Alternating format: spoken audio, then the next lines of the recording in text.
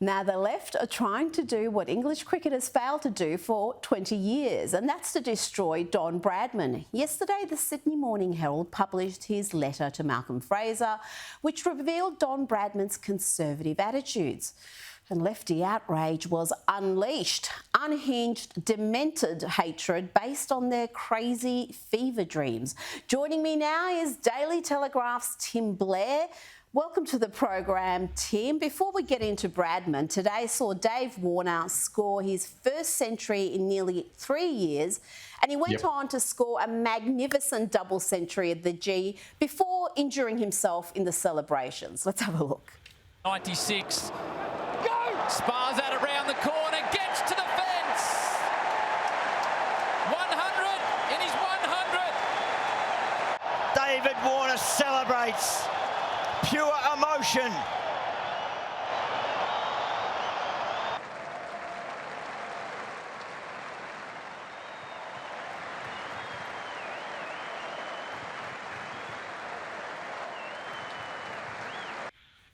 He really is good value, isn't he? And I think he's going to be a major media talent when he transitions into the commentary box.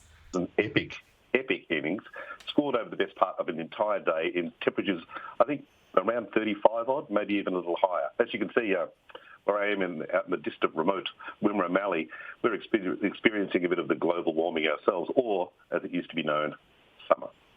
Summer, well, you can't call it summer now. But on to Bradman.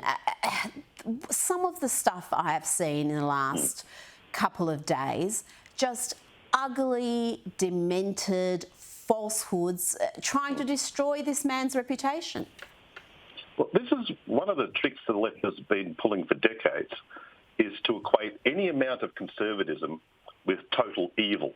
So if you express, say, a fondness for free market economics or, liberalising economies, that is basically in there, or they'll express it this way, it's basically the equivalent of joining Stormfront and burning down synagogues.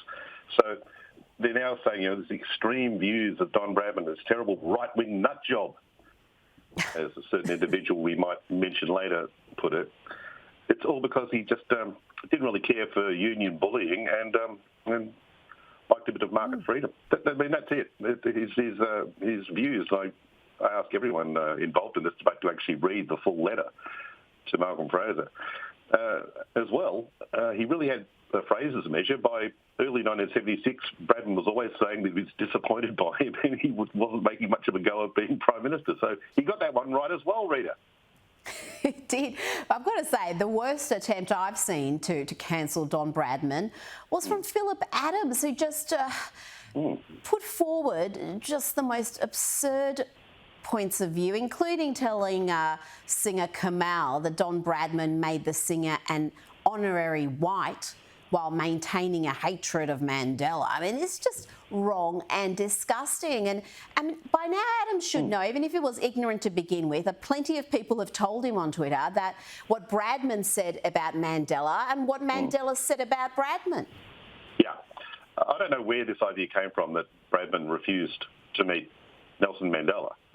I've never read anything of this.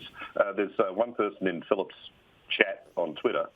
There's a journalist who spent many years in South Africa following Mandela, and he'd never heard of this snub. And evidently Mandela hadn't heard of it either, because by the time of the Olympics, he received a bat autographed by Don Bradman, I think, or something like that, or some sort of trophy, and it was all hunky-dory. Everyone was cool.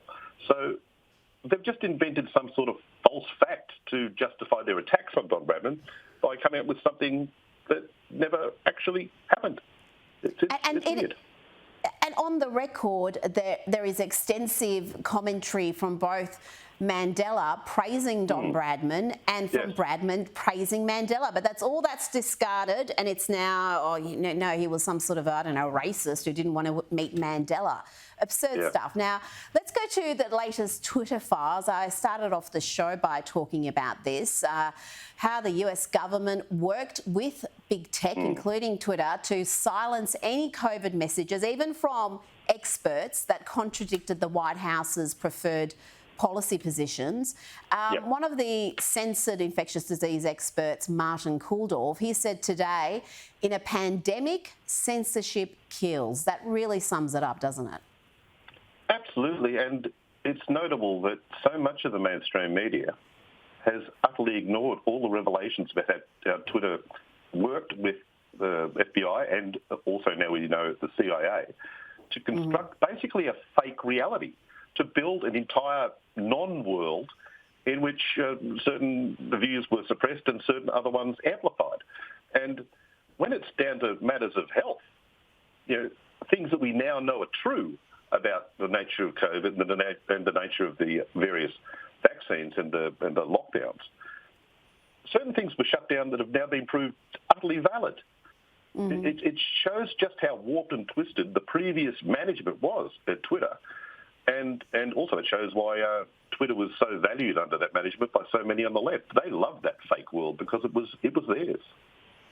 It was, and the mainstream media is also complicit because they may have not been being briefed by government agencies, but they bought into this, one science narrative and demonised these infectious disease experts who questioned whether lockdowns were a good way to deal with the respiratory virus and why weren't we acknowledging this fact or that fact. All of that was almost taboo. Now, something amusing, a woman says she was forced to watch her child's nativity play through a window after her child's school stopped her from entering the building because of her face tattoos. We're having a look at her here. Yes, I can kind of see their point of view, but it's not very Christmassy, is it? She looks a bit Christmassy. She's got the colours going. But I think she was allowed to look in at the nativity scene or the nativity play. She was allowed to peer in through a window, which seems to me to be actually scarier. I mean, don't you think so? But, maybe lady just ease up on the ink a touch. It reminds me of Angry Anderson's great line when he was asked years ago, I think by Ray Martin, how many tattoos he actually had. And Angry answered, just the one.